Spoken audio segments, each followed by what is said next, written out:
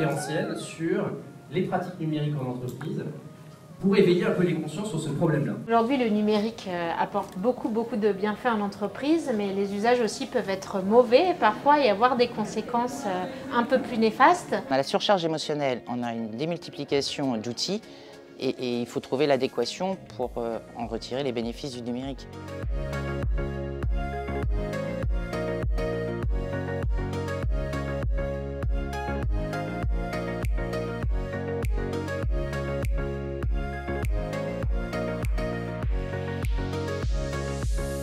Ce qui m'a marqué, c'est à la fois le temps passé en réunion, pas forcément toujours productif, et aussi le sujet de la déconnexion nécessaire. Les sujets qu'on aborde ici, c'est des sujets qui sont porteurs pour l'avenir et qui vont dans le sens de l'histoire, du numérique et de la vie en entreprise. Naturellement, on va travailler en premier sur le lien entre les risques psychosociaux et l'infobésité, puisque c'est vrai que les deux sont intimement liés.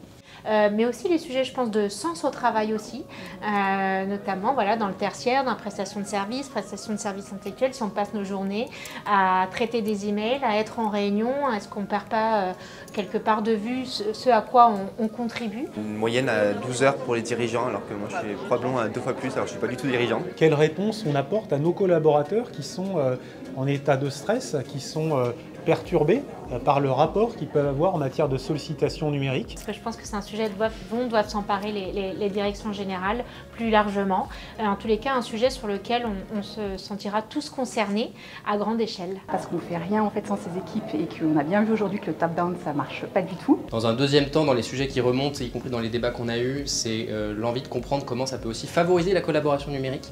Donc c'est aussi positif, hein, ces nouveaux outils, ces nouveaux usages, si on les utilise bien. C'est justement tout ce changement de pratique qui arrive et je pense que ce serait fort dommage, après plus de 25 années d'expérience dans l'organisation et le management de projets IT, de ne pas aider les équipes et les jeunes générations à venir à avancer autrement avec des changements de pratiques. C'est intéressant de voir l'observatoire se construire et voir les premières données qui sortent. Il y avait près de 80 personnes qui sont venues, qui sont déplacées pour s'intéresser à ce sujet-là. Demain, je vais continuer à faire attention, je vais continuer à m'autodiscipliner et je vais communiquer sur le sujet. On voit au travers d'un colloque comme celui d'aujourd'hui que c'est très difficile d'apporter des solutions opérationnelles, mais justement on y travaille, donc c'est aussi un grand défi, mais c'est un beau défi. Et donc, partant de là, ensuite, on co-construira ensemble les thématiques des années suivantes sur lesquelles on se focalisera pour faire de l'étude à partir de données et produire des recommandations qu'on partagera avec la profession.